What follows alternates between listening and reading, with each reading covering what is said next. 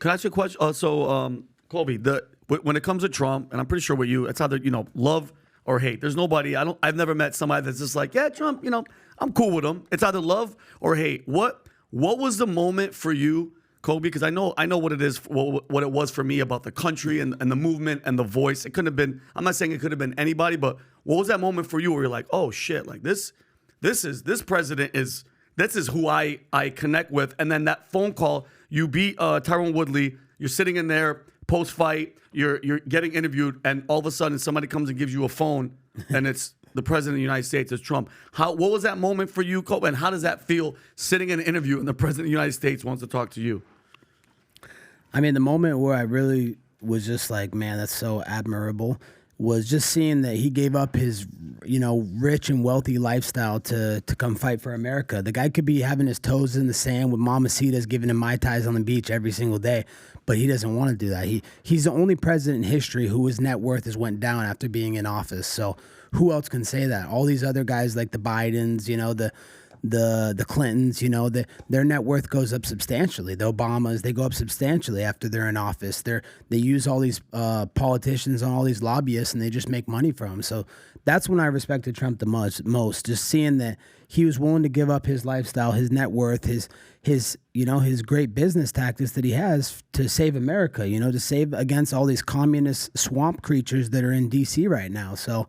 That's when I gained the most respect. And just to see all the loyalty that he's shown me. I mean, he's calling me after a fight. He's giving me advice before fights. He's, invite me over to his house at Mar-a-Lago to have dinner, like, before my fights. Just the amount of loyalty that he's shown me, like, just some nobody fighter. Like, he's the most famous person on earth. He doesn't have to call me and waste his time. He has the busiest schedule of any man on earth right now. So just seeing how loyal he is to me just shows he's just a regular dude. Just the guy next door that respects people, and if you show him loyalty, he's going to show it to you in return. Does that, when you know that he's in the audience, Colby, does that make you like? Because I get like if these guys come to see me perform, I know in the back of my head doing stand up, I'm like, okay, I know exactly. Pat, is he laughing? Is Adam laughing? I see Rob's shiny head. I'm like, you know what I mean? I'm looking around. I'm booing in the back. Yeah, Adam is like throwing tomatoes. Paul, when you're fighting, bro, and you know where he's at. Everybody knows where Trump is at. Yeah, does that fuel you? Does that amp you up that you know that this guy's there? It does. It does amp me up, but it's also a lot of pressure. You don't want to let that guy down, and especially all the things he's done for me in my career and done for this country. I mean, he's single-handedly fought back against the swamp and exposed all the corruption of the Democrats. These guys will go to any length to take back this country. They don't want America to be free and fair. They don't want the people to be in control of America. They want to have all this communist stuff.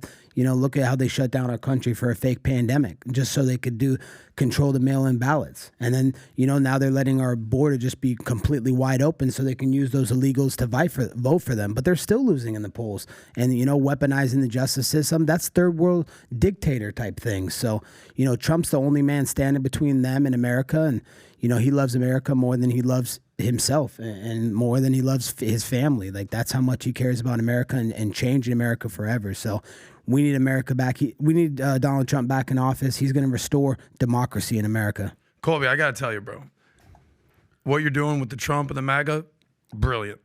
I'll tell you why. We were at UFC in Miami. Yeah. When was that? This past summer. A couple months ago. Let me tell you, this was the first time I've been to a UFC fight, okay? I've been in that heat arena 1,000 times. All of a sudden, we hear, yeah, they don't announce him. They don't announce him. He's not on camera. What's going on? They're like, Trump just showed up. Crowd's going nuts. Yeah. And we're like, oh, shit. So at that moment, I was like, oh, shit. UFC loves them some Trump. Yeah. Okay? It was impressive. So I know you're saying that possibly you being a Trump supporter caused you this fight, but from a marketing standpoint, from an alignment standpoint, for who your brand is, this is on brand, right? Yeah.